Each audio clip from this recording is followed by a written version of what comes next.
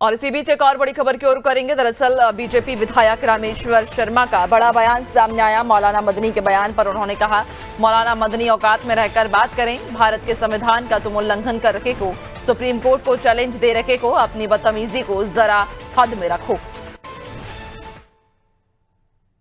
मौलाना अरशद मदवी, जो भारत के संविधान का तुम उल्लंघन कर रहे हो और सुप्रीम कोर्ट को जो चैलेंज दे रहे हो, जरा औकात में रहकर बात करना चाहिए।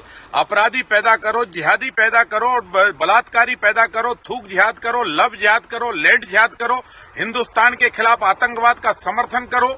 ऐसे करने के बाद वो फिर सुप्रीम कोर्ट से न्याय की उम्मीद करो। क्या तुम आतंकवाद फैलाओगे, हिंदुस्तान में निर्दोषों की हत्या करोगे और सुप्रीम कोर्ट तुमको बिरयानी खिलाएगा? सुप्रीम कोर्ट तुमको फांसी के फंदे पर लटकाएगा? अरशद मदनी, जो तुमने बदतमीजी की है, इस बदतमीजी को जरा होश में रखिए। और इस तरह की लैंड जिहाद, लव जिहाद और जो है इस देश में जो है अमन शांति को भंग करने वाले मौलाना, कान खोलकर सुन लो।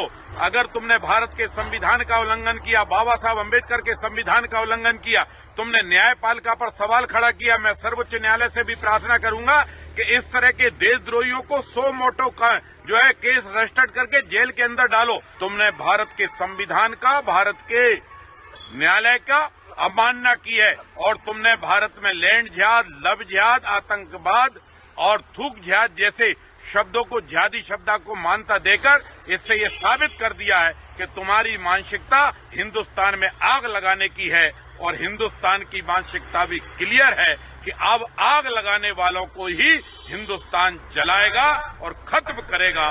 भारत पर किसी भी दुष्ट की आंच नहीं आने देगा।